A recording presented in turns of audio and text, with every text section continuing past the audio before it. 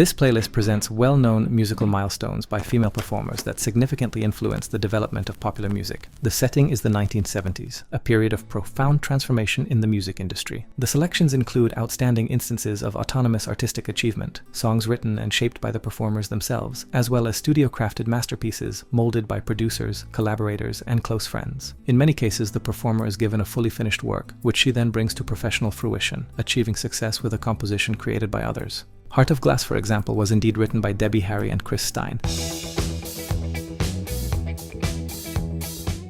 And by the time they recorded the final version in 1978, it had evolved into a groundbreaking masterpiece. They spent a long time refining and shaping it. ABBA was formed during a period when bands were created not as supergroups, but rather as circles of friends.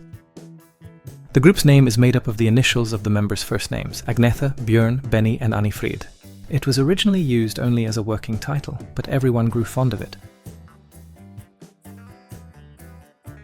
Amusingly, in Sweden there was already a canned fish brand called ABBA. The band therefore had to reach a legal agreement with the company in order to use the name.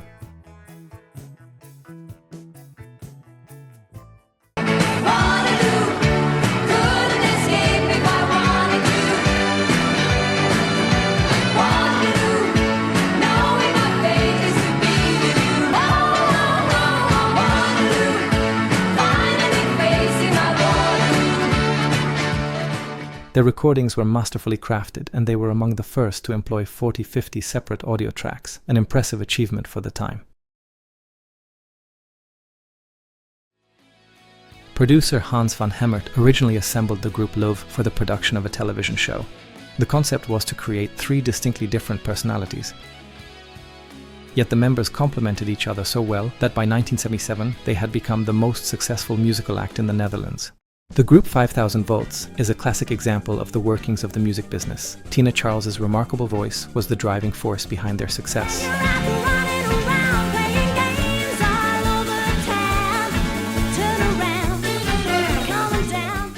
Although for a time attempts were made to sideline her and replace her with a blonde performer in television appearances, the truth eventually prevailed, and Tina became one of the defining voices of British disco. Suzi Quatro was already playing bass in a professional band at the age of 14.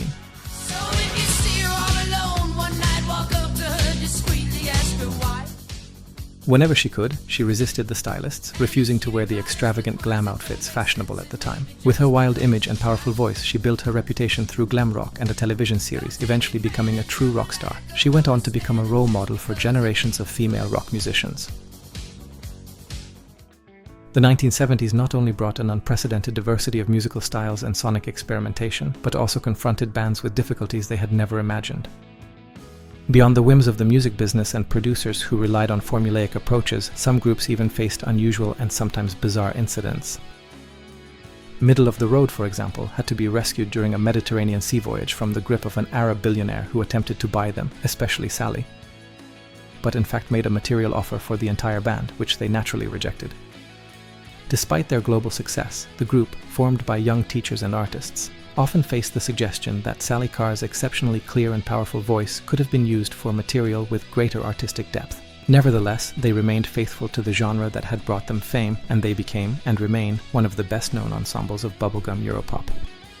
Since the music industry's tendency to reshape and commodify popular music has already come up, it is worth mentioning that one of the most beloved groups, the New Seekers, owes their hit "I'd Like to Teach the World to Sing" to what originally began as a Coca-Cola jingle. I'd like to buy the world a home and furnish it with love. Grow apple trees and honey bees and snow white turtle doves. I'd like to build the world a home and furnish it with love. Grow apple trees and honey bees and snow white turtle doves. And hear them echo through the hills for a peace throughout the land. The commercial's melody became so popular that it was reworked into a full song, and it was the New Seekers, conceived as a continuation of the original Seekers, who turned it into a global success. Keith Potcher, a Ceylon-born member of the Australian folk pop band The Seekers, wished to rejuvenate and reinvent his former group. His aim was to reach the same audience, but after many unsuccessful attempts, the musicians he eventually assembled in England grew into a cohesive ensemble that won over the world through their own talent and became remarkably popular among younger listeners as well.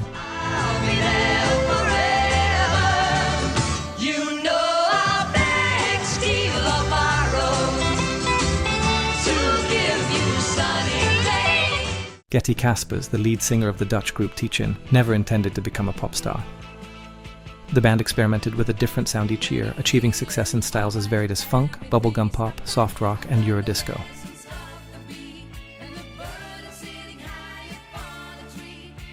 Earth and Fire, another Dutch mixed-gender band fronted by female vocalist Joni Cogman, worked on the boundary between progressive rock and pop. Their distinctive sound, combined with dramatic, theatrical visual elements, became influential for later European progressive and pop rock groups. Bonnie Tyler's uniquely raspy voice is the result of a surgical procedure. The Welsh singer grew up on a farm, and even during her years of major success, she continued to work with horse breeding and livestock. Many of her biggest hits were originally written as film music. Maxine Nightingale appeared in musicals from a young age. The British singer's music, blending R&B, soul, and disco, became one of the defining influences of European disco in the 1970s. She lived in Germany for many years, and by the 1980s, after moving away from more commercial material, she had developed into a jazz artist.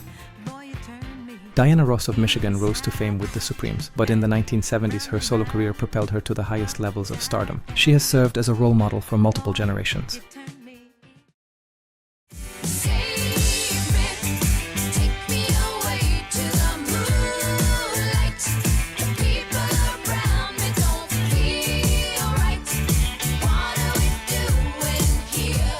Clout, the South African girl group, achieved chart success largely through songs created by Dutch South African producers. Even so, they made a significant contribution to the development of women's rock music.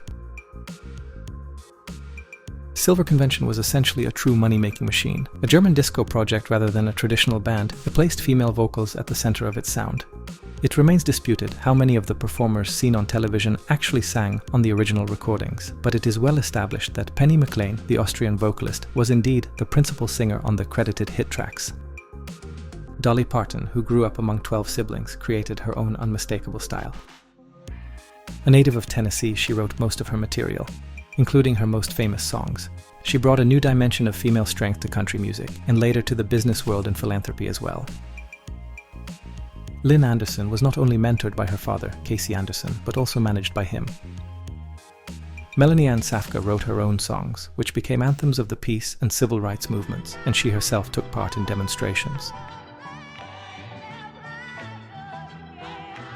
Carly Simon wrote her own material and became a role model for female singers and songwriters seeking to find their own voice. Carole King, also from New York, left an influence on pop and soft rock that is still felt today.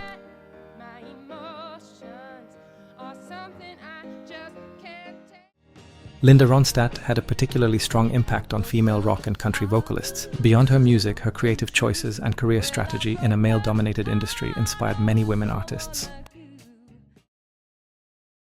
Birtha was one of the first all-female hard rock bands. They even toured with Deep Purple. And unlike many female groups of the time, each member was a professional instrumentalist as well as a singer. You don't want me running around with nobody else but you. Cher was born in 1946 in California. Olivia Newton-John was born in Cambridge to an English father and a German mother, and the family later moved to Australia. She began achieving musical success at the age of 14 and eventually found her niche between country and pop. Her scandal-free, likable image, clear and friendly style, and avoidance of tabloid controversies made her popular across all age groups. She used her fame to promote environmental causes and healthy living. Lynsey de Paul was a British female singer-songwriter and performer, serving as a model for creative and conscientious music producers. She was not only a vocalist, but also a highly successful songwriter, credited with writing numerous songs for artists such as Cliff Richard, Barry Blue, and The Real Thing. The list of female performers from the 1970s could go on endlessly. The playlist does not reflect a single musical taste, but rather an international selection of music that was popular at the time and whose impact remains detectable even later.